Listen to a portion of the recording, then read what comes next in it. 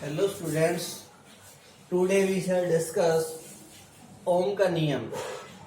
तो इसमें आता है किसी चालक तार में से प्रवाहित विद्युत धारा, किसी चालक तार में से प्रवाहित विद्युत धारा का मान चालक तार के सिरों के बीच लगाए गए विभवांतर पर निर्भर करता है।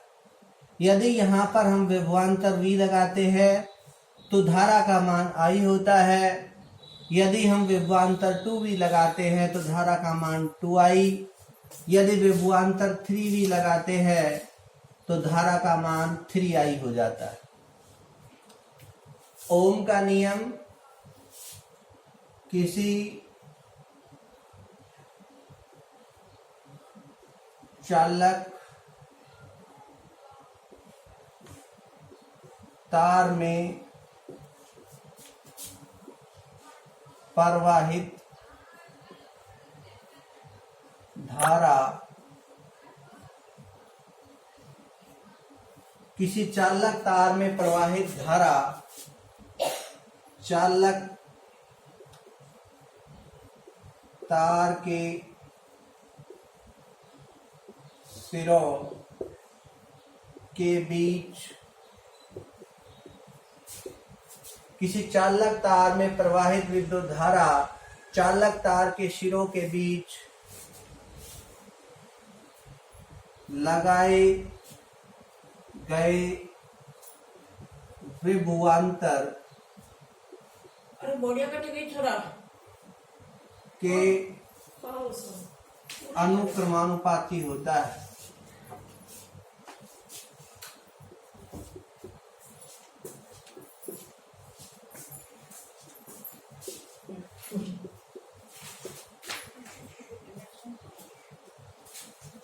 किसी चालक तार में से बह रही विद्युत धारा चालक तार के दोनों सिरों के बीच लगाए विभवांतर के अनुक्रमानुपाती होती है। मतलब धारा चालक तार के दोनों सिरों के बीच लगाए विभवांतर के अनुक्रमानुपाती होती है। और इसका उल्टा भी ट्रू है। V अनुक्रमानुपाती I। इस अनुक्रमानुपाती को हटाने के लिए एक स्थिरांक का प्रयोग करते हैं जिसे R कहते हैं। R बराबर V बाई I। R क्या है? चालक तार का प्रतिरोध।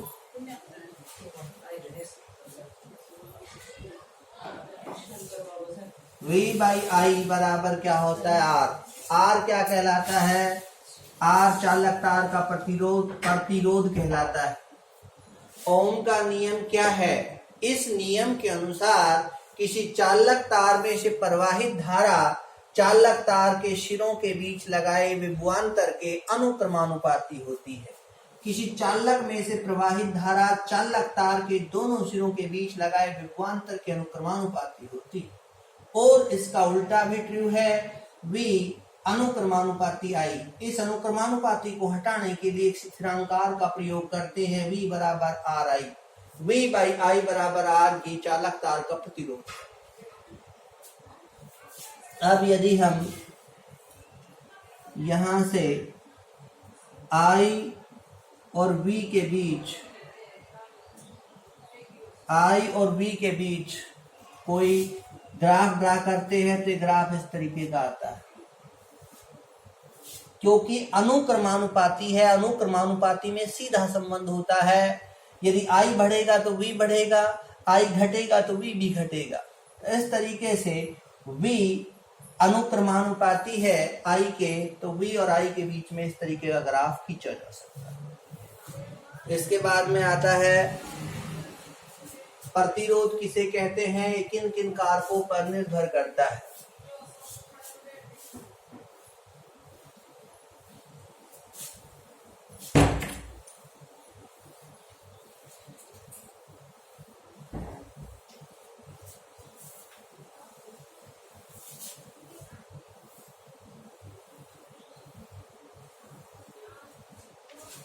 प्रतिरोध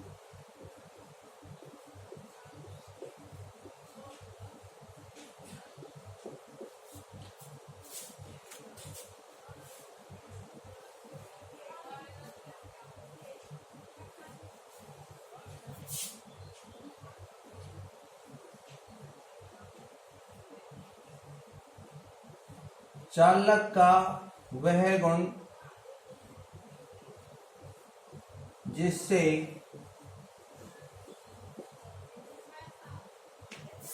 यह धारा प्रवाह का विरोध करता है।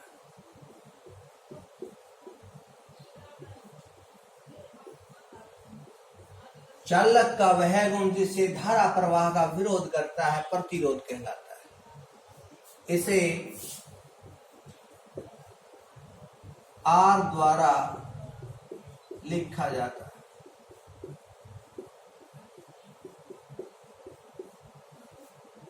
इसका मात्रक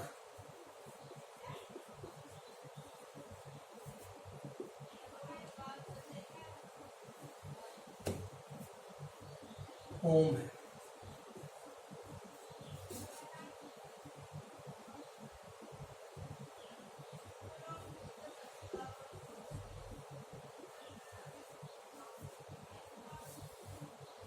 यह एक अदिश राशि है।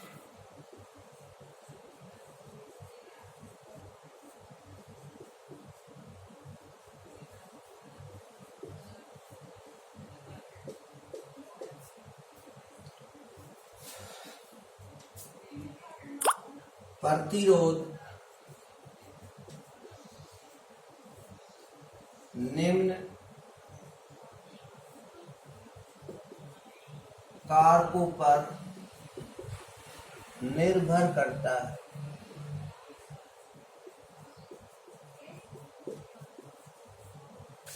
नंबर 1, चालक की लंबाई। नंबर 2,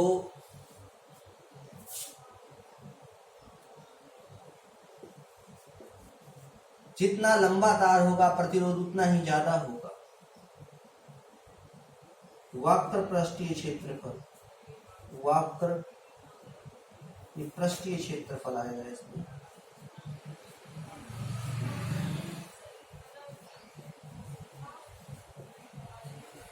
प्रतिरोध पृष्ठीय क्षेत्रफल के व्युत्क्रमानुपाती होता है। तीसरा, तापमान।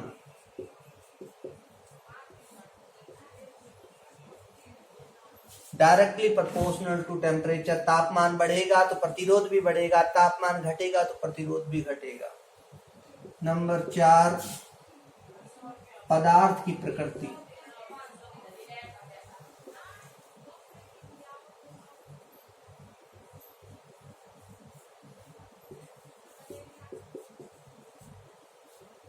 यदि चालक तार में मुक्त इलेक्ट्रॉनों की संख्या ज्यादा है तो प्रतिरोध कम होगा। चालक तार में मुक्त इलेक्ट्रॉनों की संख्या कम है तो प्रतिरोध भी कम होगा। तो प्रतिरोध 4 कारकों पर निर्भर करता है। चालक तार की लंबाई पर, लंबाई अधिक होगी तो प्रतिरोध भी अधिक होगा। पृष्ठीय क्षेत्रफल पर, क्षेत्रफल अधिक होगा प्रतिरोध कम होगा। व्युत्क्रमानुपाती। व्युत का मतलब होता है उल्टा। व्युत का मतलब उल्टा। पृष्ठीय क्षेत्रफल ज्यादा होगा प्रतिरोध कम होगा, पृष्ठीय क्षेत्रफल कम प्रतिरोध ज्यादा। तापमान पर, तापमान अधिक प्रतिरोध भी अधिक, तापमान कम प्रतिरोध भी कम। पदार्थ की प्रकृति। यदि पदार्थ में मुक्त इलेक्ट्रॉनों की संख्या अधिक है प्रतिरोध कम होगा, मुक्त इलेक्ट्रॉनों की संख्या कम है प्रतिरोध अधिक होगा। नेक्स्ट आता है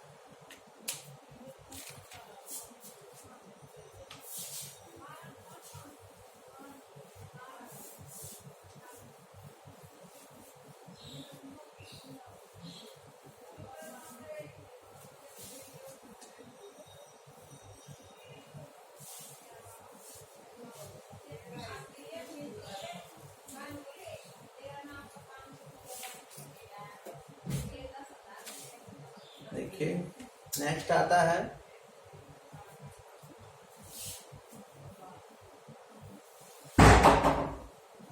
प्रतिरोधकता।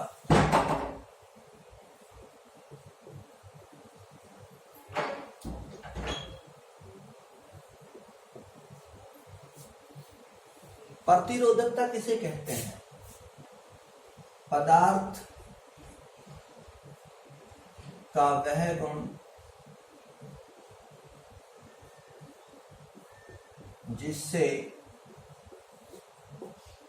यह धारा प्रवाह का विरोध करता है। धारा प्रवाह का विरोध करता है।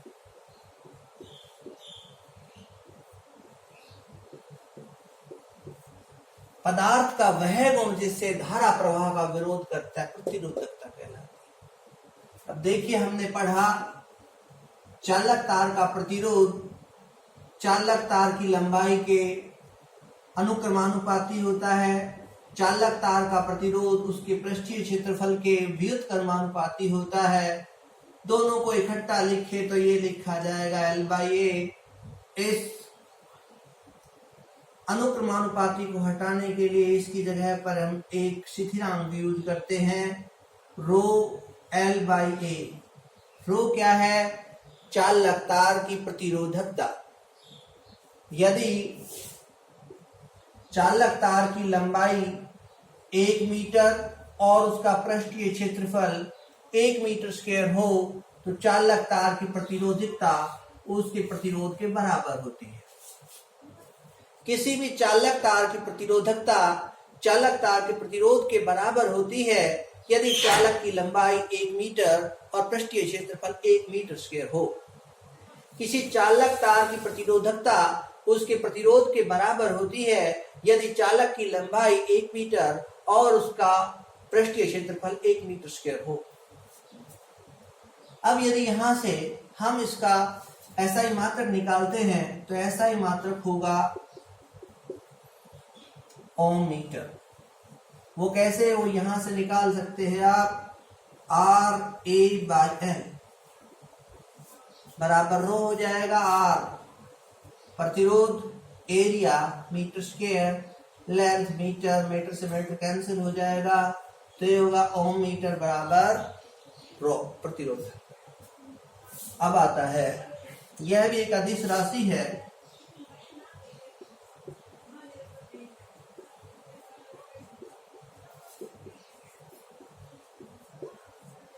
जो किसके बराबर होती है? M/NE²τ।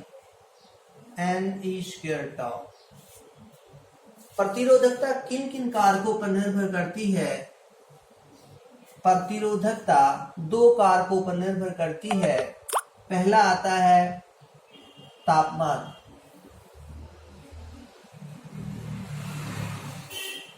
प्रतिरोधकता तापमान के अनुक्रमानुपाती होती है। तापमान बढ़ेगा प्रतिरोधकता भी बढ़ेगी क्योंकि एक रिलेशन है। प्रतिरोधकता किसी तापक्रम पर होती है। प्रतिरोधकता कक्ष तापमान पर +1 + अल्फा डेल्टा T मतलब तापक्रम में अंतर। यदि तापमान T बढ़ता है तो प्रतिरोधकता भी बढ़ेगी, तापमान घटता है तो प्रतिरोधकता भी घटेगी। तापमान पर तापमान के बढ़ने से प्रतिरोधकता बढ़ती है, तापमान के घटने से प्रतिरोधकता घटती है। नंबर 2, पदार्थ की प्रकृति।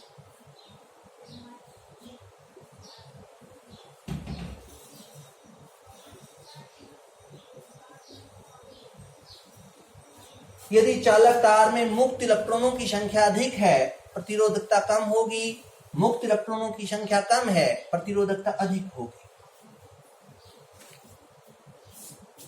अब सबसे कम प्रतिरोधकता वो होती है चांदी की, जिसकी प्रतिरोधकता जितनी कम हो वो सुचालक होता है। तो सबसे कम प्रतिरोधकता चांदी की होती है जो 1.1 × 10⁻⁸ ओम मीटर होती है। इसके बाद में तांबे की 1.2 × 10⁻⁸ ओम मीटर। इसका मतलब सबसे अच्छा सुचालक चांदी है और दूसरा अच्छा सुचालक कौन है? वह है तांबा। सबसे अच्छा चालक है चांदी क्योंकि इसकी प्रतिरोधकता सबसे कम है। उसके बाद में तांबा जिसकी प्रतिरोधकता 1.2 × 10⁻⁸ मीटर है। प्रतिरोधकता कम है, इसका मतलब प्रतिरोध भी कम होगा। यदि प्रतिरोधकता कम है तो प्रतिरोध भी कम होगा, और ऐसे पदार्थों का इस्तेमाल हम जो है चालक तार बनाने में कर सकते हैं।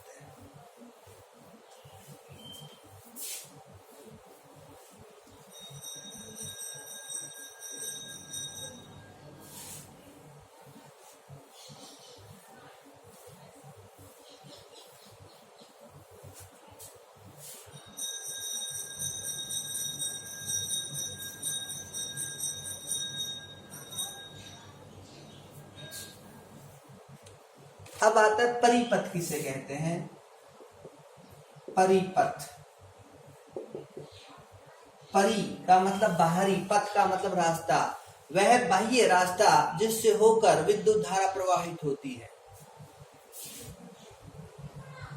वह पथ जिससे विद्युत धारा प्रवाहित होती है। विद्युत धारा प्रवाहित होती है, वह पथ जिससे विद्युत धारा प्रवाहित होती है उसे परिपथ कहते हैं। और ये पथ हमेशा कैसा होता है? बंद। खुले पथ में कभी विद्युत धारा प्रवाहित नहीं होती। कारण यह है कि खुले पथ में कभी भी विभवांतर जो है वो नहीं हो सकता, विभवांतर को बनाया नहीं रखा जा सकता। जैसे ही हम इस की को या कुंजी को बंद करते हैं, इसमें से धारा प्रवाहित होती है। वह बंद परिपथ, वह बंद पथ जिससे होकर विद्युत धारा प्रवाहित होती है, परिपथ कहलाता है। वह बंद पथ, पथ का मतलब रास्ता, वह बंद रास्ता जिससे होकर विद्युत धारा प्रवाहित होती है, परिपथ कहलाता है। अब परिपथ के कई संघटक है, कई जो है इसके हिस्से हैं। सबसे पहला ये होता है सेल।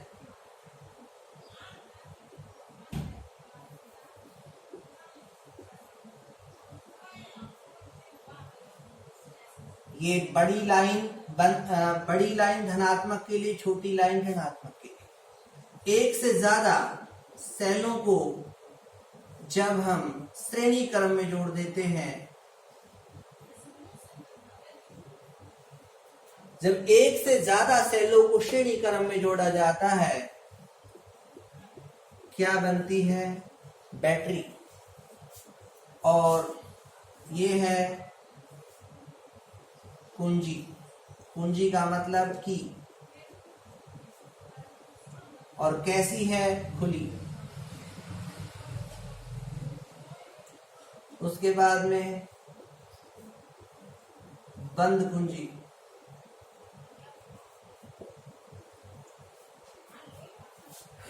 ये भी कुंजी है, खुली कुंजी। ये है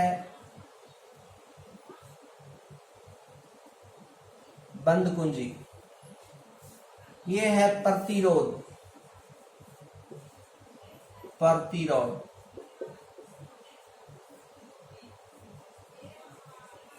ये है प्रत्यावर्ती प्रतिरोध। प्रत्यावर्ती जो बदल सके, जिसका परिवर्तन कर सके, उसको प्रत्यावर्ती प्रतिरोध। प्रत्यावर्ती, प्रत्या का मतलब परिवर्तनशील। परिवर्तनशील मतलब जो बदल सके। प्रत्यावर्ती प्रतिरोध जिसका परिवर्तन हो सके, जिसे बदल सके, उसे प्रत्यावर्ती प्रतिरोध कहते हैं। अंग्रेजी में इसे रियोस्टेट RH कहते हैं। उसके बाद में आता है, ये है बल्ब।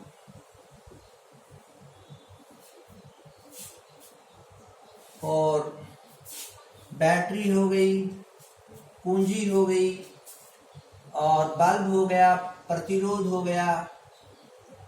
और ये है एमीटर।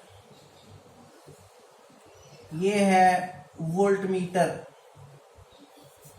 और ये है गैल्वेनोमीटर। एमीटर, एमीटर, एमीटर से किसको मापा जाता है? धारा को। वोल्ट मीटर, वोल्ट मीटर से मापा जाता है विभवांतर, वोल्ट मीटर, वोल्ट मीटर से विभवांतर मापा जाता है।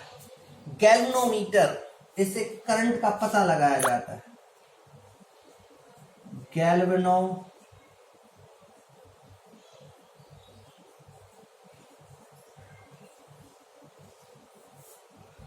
गैल्वेनोमीटर। प्रतिरोध, प्रत्यावर्ती प्रतिरोध, बल्ब। एमीटर जो धारा मापता है, वोल्टमीटर जो विभवांतर मापता है, गैल्वेनोमीटर जो करंट के होने या न होने का पता लगाता है। इस तरीके से परिपथ किसे कहते हैं? वह बंद पथ जिससे विद्युत धारा प्रवाहित होती है परिपथ कहलाता है।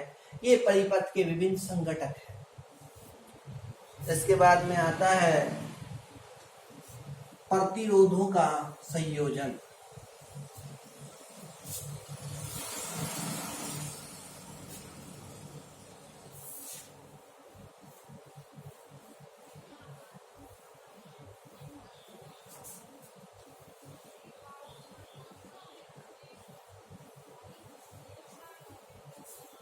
प्रतिरोधों का संयोजन।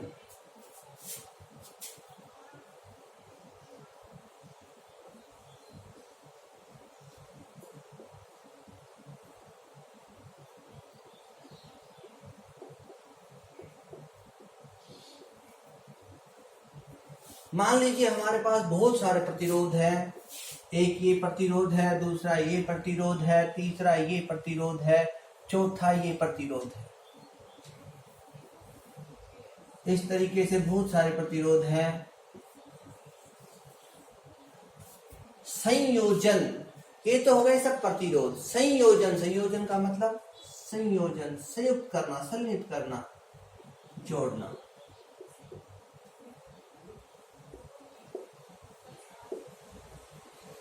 अब इनको कितने तरीके से जोड़ा जा सकता है? पहला तरीका सबसे सिंपल है,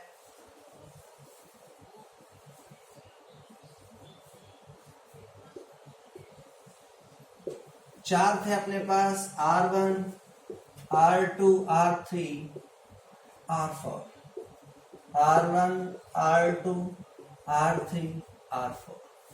एक तरीका यह है कि सबको हमने एक लाइन में जोड़ दिया। दूसरा तरीका यह हो सकता था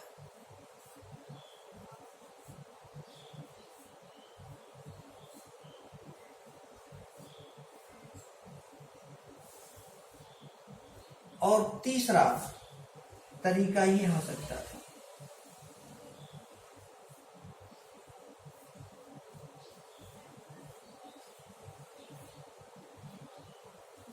हमने तीन तरीके से प्रतिरोधों को जोड़ा। नंबर एक लाइन के अंदर। नंबर दो, अलग अलग लाइनों में। ये सभी समानांतर है, समानांतर, ये सब समानांतर है। और तीसरा, ये तीनों आपस में समानांतर है। चौथे के साथ क्या है? लाइन में। लाइन को हम क्या कहते हैं? लाइन का दूसरा नाम होता है श्रेणी। तो यदि हमने प्रतिरोधों को एक लाइन में जोड़ा है तो इसे हम श्रेणी, और जोड़ने का जो तरीका होता है उसे हम क्रम कहते हैं। तो इसका मतलब हो गया श्रेणी क्रम। यदि सभी प्रतिरोधों को हम एक लाइन में जोड़ते हैं तो लाइन को श्रेणी कहते हैं, जोड़ने के तरीके को क्रम कहते हैं, तो इसे श्रेणी क्रम कहेंगे।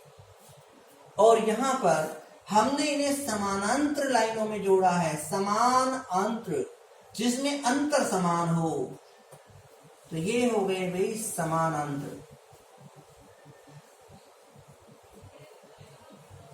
और ये तीनों आपस में समानांतर है और ये चौथे के साथ श्रेणी है।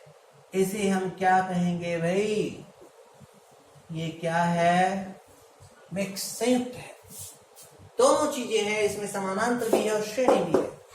तो तीन तरीके से हम प्रतिरोधों को जोड़ सकते हैं और इनका जो तुल्यांक है, जो इक्विवेलेंट प्रतिरोध है, वो क्या होगा देखते हैं।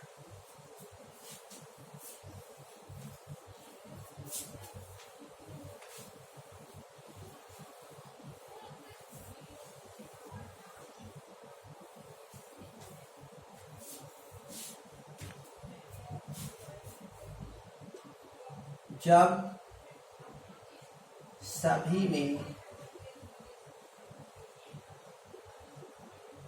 धारा का मान समान हो।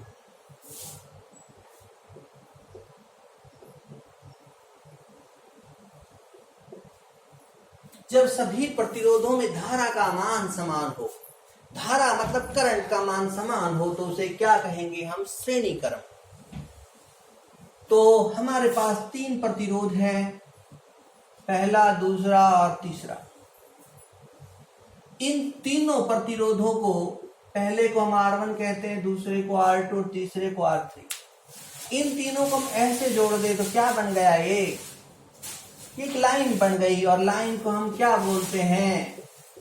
लाइन को हम श्रेणी कहते हैं। और जोड़ने का जो तरीका है वो क्या कहलाता है? क्रम। इसका मतलब यदि प्रतिरोध एक लाइन की तरह एक लाइन के अंदर जुड़े हो तो इसे हम श्रेणी क्रम कहते हैं। लेकिन सबसे बड़ी बात यह है कि जब इसे बैटरी से जोड़ते हैं,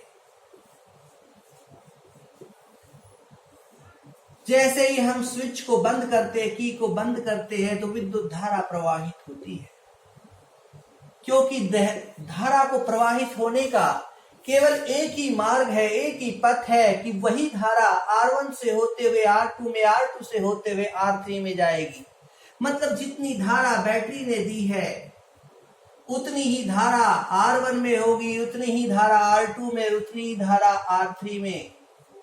क्योंकि धारा को बंटने के लिए, दूसरे रास्ते पर जाने के लिए रास्ता नहीं है, इसलिए जितनी धारा बैटरी से निकलती है उतनी ही धारा R2 और R3 में जाती है। इसका मतलब यदि सभी प्रतिरोधों में धारा का मान समान हो, यदि सभी प्रतिरोधों में धारा का मान समान हो, तो उसे हम श्रेणी क्रम कहते हैं।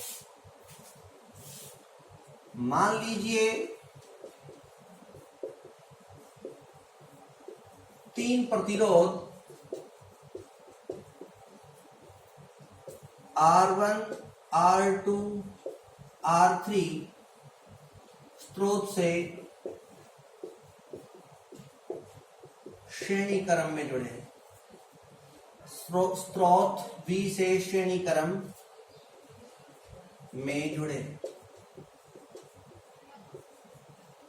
अब V ओम के नियम के अनुसार किसके बराबर होता है? IR। क्योंकि श्रेणी क्रम है और श्रेणी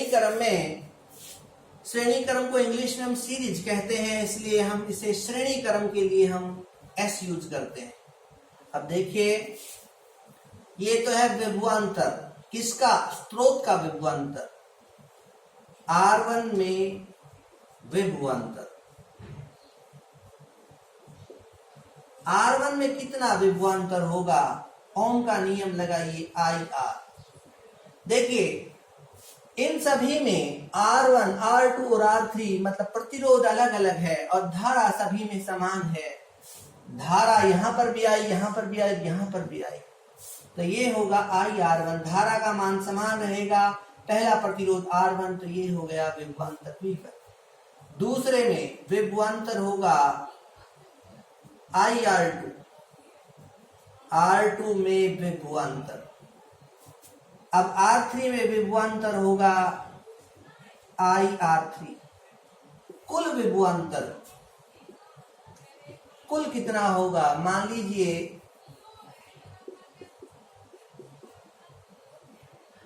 सभी में धारा बराबर है। पहले में ये V1, दूसरे में V2 और तीसरे में V3। कुल विभवांतर किसके बराबर होगा? V1, V2, V3। कुल कितना होगा? तो देखिए, कुल उतना ही होगा जितना स्रोत ने दिया। स्रोत ने कितना दिया था? स्रोत ने दिया था IRS। पहले में गया IR1, दूसरे में गया IR2, तीसरे में गया IR3। I कॉमन लेकर कैंसिल कर दो, R1 plus R2 plus R3 बराबर RS। प्रतिरोधों का श्रेणी क्रम। मान लीजिए बहुत सारे प्रतिरोधों को हम श्रेणी क्रम में जोड़ते हैं, तो कब कहेंगे श्रेणी क्रम? यदि सभी प्रतिरोधों में धारा का मान समान हो तो हम सबको श्रेणी क्रम में कहेंगे। मान लीजिए अपने पास 3 प्रतिरोध है R1, R2 और R3। तीनों को हम एक सामान्य स्रोत से श्रेणी क्रम में जोड़ते हैं। जब कुंजी को दबाया जाता है तो सभी में I धारा प्रवाहित होती है। I धारा, I का मान सभी में समान होगा। ओम का नियम लगाएं तो IR1 को V1 लिख सकते हैं, IR2 को V2 और IR3 को V3। मतलब R1 के अंदर यदि हम विभवांतर देखें तो V1 है, R2 में विभवांतर V2 और R3 में विभवांतर कितना है, V3। यदि मैं कुल विभवांतर की बात करूं तो कुल विभवांतर स्रोत ने कितना लगाया था, V बराबर होगा V1 जमा V2 जमा V3। ओम का नियम लगा दे, V की वैल्यू यहां से लगाए, V1 V2 V3। कुछ कॉमन लेकर कैंसिल हो जाता है, इसलिए आप इसे हटा सकते हैं। यहां से आपने पढ़ा RS का मान R1, R2 और R3 तीनों से बड़ा है। मतलब जो तुल्यांक प्रतिरोध है वो R1 से भी बड़ा होगा, R2 से भी बड़ा होगा और R3 से भी बड़ा होगा। इसका मतलब जो तुल्यांक प्रतिरोध है वो श्रेणी क्रम में बढ़ जाता है। तो यदि किसी न्यूमेरिकल में हमें प्रतिरोध को बढ़ाना हो तो वहां पर हम श्रेणी क्रम का उपयोग करेंगे, क्योंकि श्रेणी क्रम में प्रतिरोध R1, R2 और R3 तीनों से बड़ा है। यहाँ पर कारण क्या है प्रतिरोध बढ़ने का, तो कुल प्रतिरोध को हम थोड़ा अलग तरीके से समझें तो हमारी समझ में आएगा कि प्रतिरोध क्यों बढ़ गया। सबका मान लगाइए, देखिए RS को लिखो रो LS बाई A, क्योंकि सभी जितने भी तार लगे हैं सबका पृष्ठीय क्षेत्रफल बराबर है और सभी एक ही धातु के बने हैं। इसका मतलब सबकी प्रकृति समान है। यदि प्रकृति समान है तो सभी की प्रतिरोधकता भी समान होगी।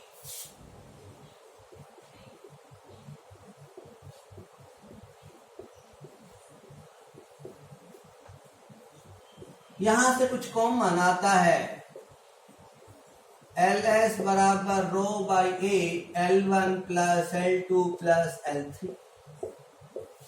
इसका मतलब LS बराबर L1 plus L2 plus L3। वास्तव में श्रेणी क्रम में तीनों प्रतिरोधों की लंबाई आपस में जुड़ गई। लंबाइयों के जुड़ने से कुल लंबाई बढ़ गई। श्रेणी क्रम में तीनों प्रतिरोधों की जो लंबाइयां थी वो जुड़ गई। इनकी लंबाइयां जुड़ने से कुल लंबाई जो है चालक तार की वो बढ़ गई। यदि चालक तार की लंबाई बढ़ती है, यदि चालक तार की लंबाई बढ़ती है तो उसका प्रतिरोध भी बढ़ेगा। इसका मतलब है कि तीनों चालक तारों की लंबाइयां जुड़कर बढ़ जाती है, जिससे लंबाई अधिक हो जाती है। अधिक लंबा होने पर तार का प्रतिरोध भी बढ़ जाता है।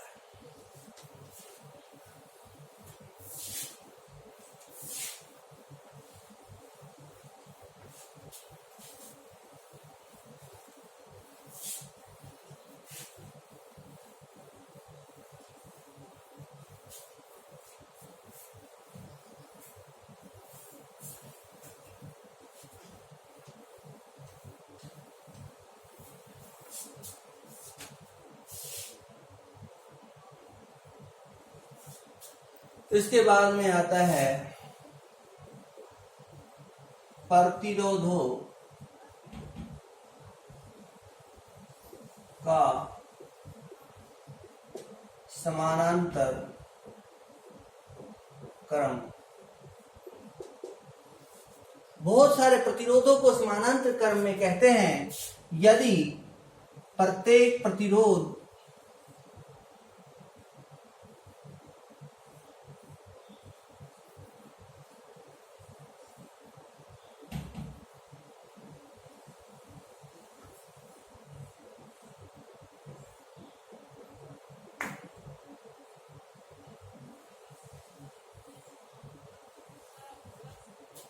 ये बहुत सारे प्रतिरोध है, उनको हमने कुछ भी नहीं किया। ये वायर थे, मतलब तार थे, इनको बैंड करके यहां जोड़ दिया।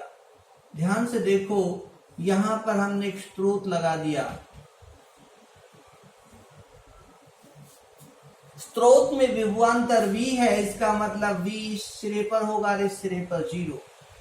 यहां से यहां तक विभवांतर 0 होगा तो ये V हो जाएगा। और यहाँ पर ये देखो ये 0 से जुड़ा हुआ है तो यहाँ पर 0 और यहाँ पर सब V से जुड़े हुए हैं। ये V है तो यहाँ पर भी V होगा। अब देखो पहले के अंदर विभवांतर, पहले वाला सिरा A सिरा जो है V पर है और B सिरा जो है 0 पर, विभवांतर होगा V माइनस 0, मतलब V हुआ। दूसरे पर देखो R2 में देखो A पर V है और B पर 0, और R3 में देखो A पर V और B पर 0। और यदि हम स्रोत का देखें तो स्रोत में भी V माइनस 0 V है। इसका मतलब समानांतर क्रम में जो विभवांतर है वो तीनों प्रतिरोधों में समान होता है। प्रतिरोधों का समानांतर क्रम यदि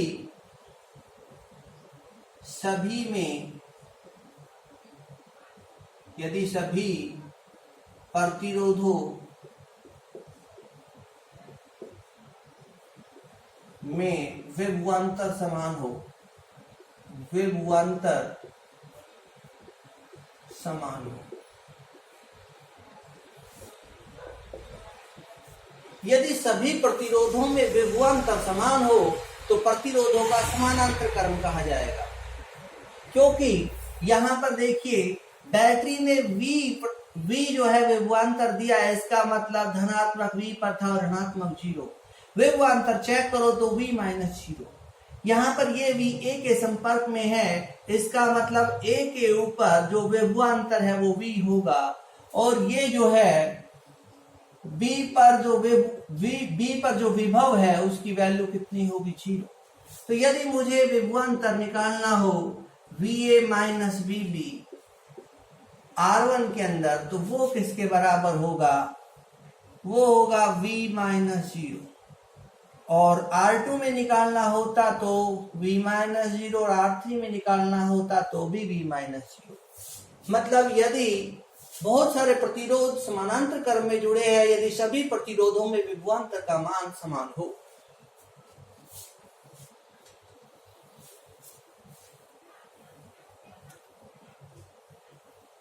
यहां पर देखिए जैसे ही हम कुंजी को दबाते हैं यहां से I धारा प्रवाहित होती है, I धारा प्रवाहित होती है इस तरीके से। ओम के नियम के अनुसार V बराबर I, और क्योंकि ये समानांतर क्रम है, समानांतर को इंग्लिश में पैरेलल कहते हैं, इसे RP लिख सकते हैं। यहां से यदि मुझे I का मान लिखना हो, I will be equal to V by RP। R1 में धारा, R1 में जो धारा है वो कितनी होगी भाई I1। ओम के नियम के अनुसार R2 में धारा, R3 में धारा, R1 में धारा, यहां R1 में धारा I1, R2 में धारा I2, R3 में धारा I3। R1 में था, यहां पर R2 में, R3 में धारा।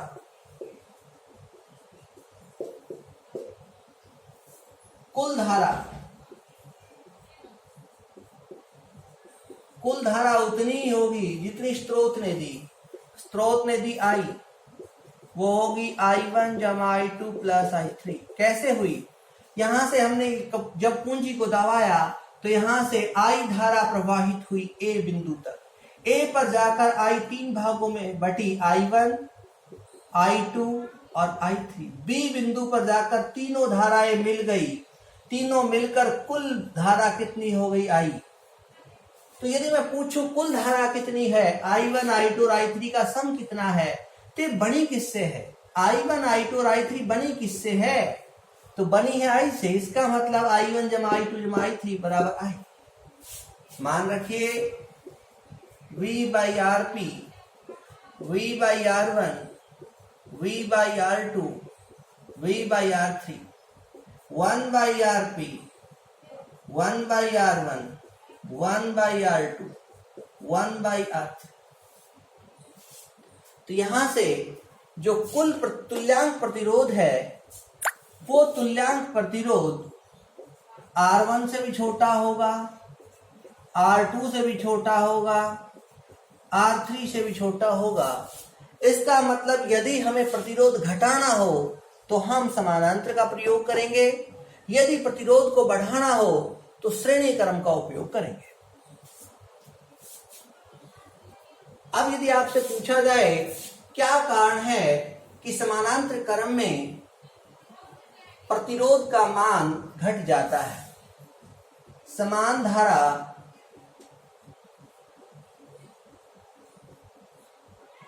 अधिक पृष्ठीय क्षेत्रफल में से प्रवाहित होती है। समान धारा अधिक पृष्ठीय क्षेत्रफल में से प्रवाहित होती है। क्योंकि क्षेत्रफल बढ़ जाता है इसलिए प्रतिरोध जो है वो घट जाएगा।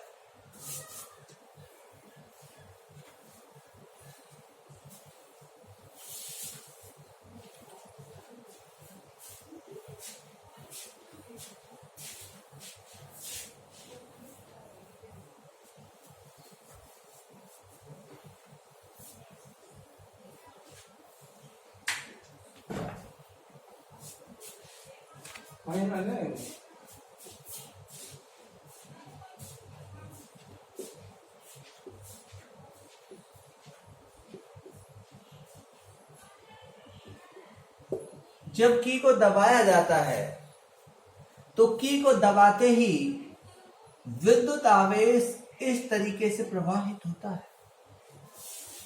हम जानते हैं कि जब किसी आवेश को विद्युत क्षेत्र E में रखा जाता है तो इसके ऊपर एक बल लगता है। यदि चार्ज या आवेश धनात्मक है, बल की दिशा विद्युत क्षेत्र की दिशा के समान होती है। यदि आवेश ऋणात्मक है तो बल की दिशा विद्युत क्षेत्र की दिशा से विपरीत होती है। यहां पर विद्युत आवेश को ऋणात्मक से धनात्मक की तरफ जाने के लिए कार्य करना पड़ता है। क्यों? क्योंकि विद्युत क्षेत्र की दिशा और जो विस्थापन है उनकी दिशा विपरीत है। यदि बल और विस्थापन की दिशा विपरीत हो तो हमें बाह्य बल लगाकर कार्य करना पड़ता है। तो यहां पर हम करेंगे विद्युत ऊर्जा।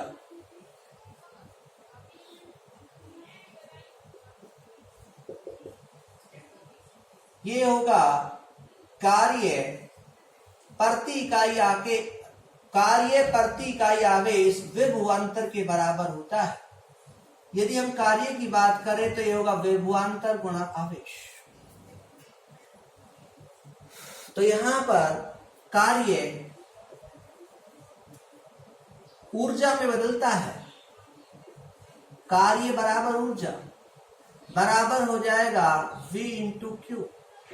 V ओम के नियम के अनुसार IR लिखा जा सकता है। और देखो I इक्वल टू होता है Q by T. Q equal to हो जाएगा I इंटू टी। तो पहले तो हम यहां से Q का मान लगा दे IT। इसका मतलब विद्युत ऊर्जा का एक फार्मूला आपके पास बन गया VIT। दूसरा फार्मूला देखिए, ओम के नियम के अनुसार V को हम IR लिख सकते हैं गुणा I गुणा T। तो ये हो जाएगा IR गुणा I। तो ये हो जाएगा I स्क्वायर R गुणा T। तो ये दूसरा फार्मूला बन गया विद्युत ऊर्जा। और तीसरा फार्मूला क्या बन सकता है, यहां से E बराबर I स्क्वायर RT। इसको आप R से मल्टीप्लाई कर दो, मतलब गुणा कर दो और R से भाग। तो ये बन सकता है IR का square into T by R। और IR को ओम के नियम के अनुसार V लिखा जा सकता है V square by R into T। इसका मतलब विद्युत ऊर्जा के 3 सूत्र हो सकते हैं आपके पास, I²RT, VIT और V²/T। ये तीनों ही विद्युत ऊर्जा के सूत्र हैं। अब आता है विद्युत ऊर्जा की क्या इकाई है? विद्युत ऊर्जा की इकाई होती है जूल। परंतु यदि आपसे पूछा जाए वाणिज्यिक इकाई,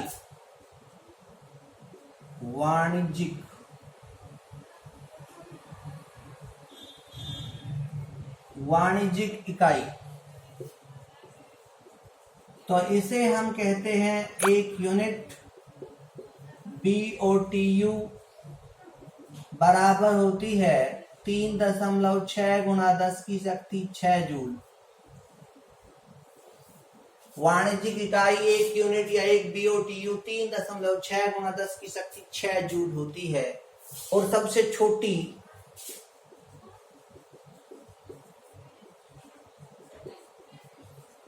एक इलेक्ट्रॉन वोल्ट होती है, जो होती है 1.6 गुणा 10⁻⁻⁹ जूल। ये आगे विद्युत ऊर्जा की विभिन्न इकाइयां। इसके बाद में आता है विद्युत शक्ति।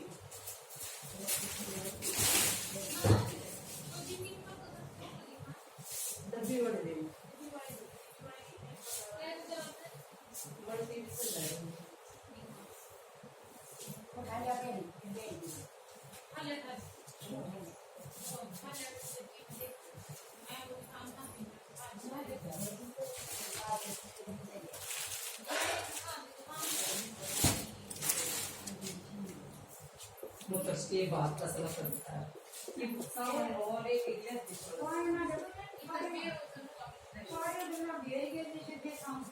विद्युत शक्ति किसे कहते हैं?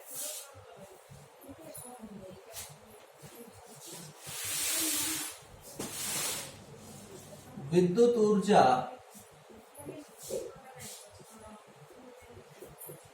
द्वारा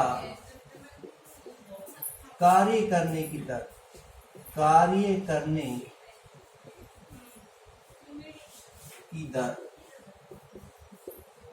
विद्युत ऊर्जा द्वारा कार्य करने की दर विद्युत शक्ति कहलाती है। P बराबर होती है W/T। और अभी आपने पढ़ा था W मतलब कार्य या विद्युत ऊर्जा, ये होता था I²RT। अब इसको T से भाग कर दे तो एक फार्मूला बन गया I²R। दूसरा आपने विद्युत ऊर्जा का फार्मूला पढ़ा था V²/R × T। यदि इसको T से भाग कर दो तो दूसरा फार्मूला बन गया V²/R। तीसरा आपने विद्युत ऊर्जा का फार्मूला पढ़ा था VIT। इसको T से भाग कर दो तो यहां से बनेगा P बराबर VI। विद्युत शक्ति किसे कहते हैं? विद्युत ऊर्जा द्वारा कार्य करने की दर विद्युत शक्ति कहलाती है। जिस दर से विद्युत ऊर्जा खर्च हो रही होती है उसे विद्युत शक्ति कहते हैं। क्योंकि विद्युत ऊर्जा खर्च होकर कार्य में बदलती है, इसका मतलब कार्य और विद्युत ऊर्जा बराबर है। तो यहां से विद्युत ऊर्जा का फार्मूला होता है I²RT। और यदि दर निकालनी है तो उसे T से भाग करना पड़ेगा, क्योंकि दर होता है कार्य प्रति इकाई समय, तो यहाँ पर ये कार्य हो गया और ये समय से समय कैंसिल हो गया, I²R। अब आता है विद्युत शक्ति की यूनिट, मात्रक। तो विद्युत शक्ति की जो मात्रक है उसे कहते हैं वाट। जो बड़ी यूनिट होती है किलोवाट, और उससे बड़ी यूनिट होती है मेगावाट। एक और हो सकती है कार्य प्रति इकाई समय, तो कार्य की होगी जूल और समय की होगी सेकंड, जूल प्रति सेकंड। अब यदि आपसे पूछा जाए P शक्ति हो गई, ये हो गया कार्य को T से लिख सकते हैं और टाइम को T से, W बराबर P गुना T, इस तरीके से लिख सकते हैं। यदि शक्ति को हम किलोवाट में दे दे और समय को हम घंटे में दे दे, तो हम यहां से जो कार्य है या ऊर्जा है उसे किस रूप में लिख सकते हैं? ये होता था कार्य अथवा ऊर्जा शक्ति गुणा समय। अब शक्ति को किलोवाट में लिख दिया और समय को हमने किस में लिख दिया? घंटे में। किलोवाट को वाट में बदलो और घंटे को सेकंड में बदलो तो ये लिखा जा सकता है 3.6 गुणा में शक्तियां जुड़ जाती है जब आधार समान हो।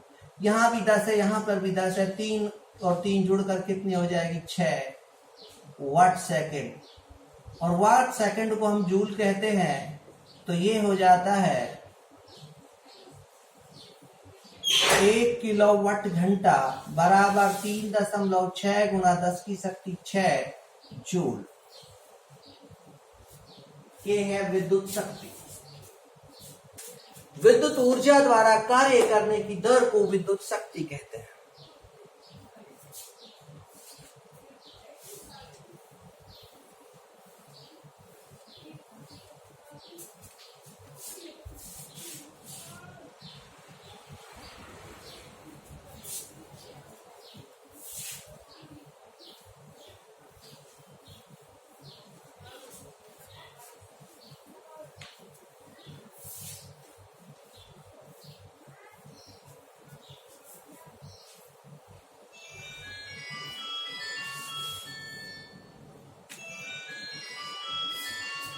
अब आता है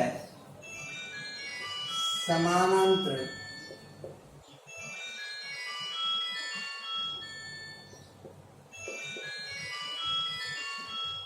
कर्म के लाभ। यदि हम घरेलू विद्युत परिपथ में श्रेणी क्रम की जगह बजाय समानांतर क्रम का उपयोग करते हैं तो इसके क्या लाभ है? तो इसके निम्नलिखित लाभ हैं। नंबर 1, कार्य दक्षता में वृद्धि। समानांतर क्रम का उपयोग करते हैं तो वोल्टेज अधिक होगा जिससे कार्य दक्षता अधिक होगी। नंबर 2,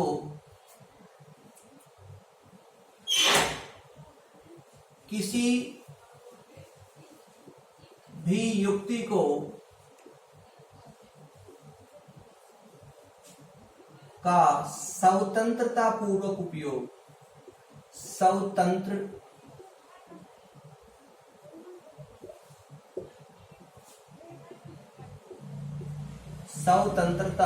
पूर्वक उपयोग, जिसको हम चाहें जो उपयोग में ना हो उस युक्ति को बंद कर सकते हैं और जो उपयोग में हो उसे चालू कर सकते हैं। एक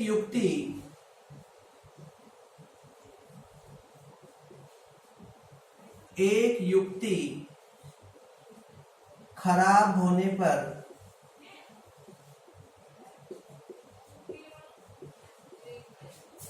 अन्य युक्तियां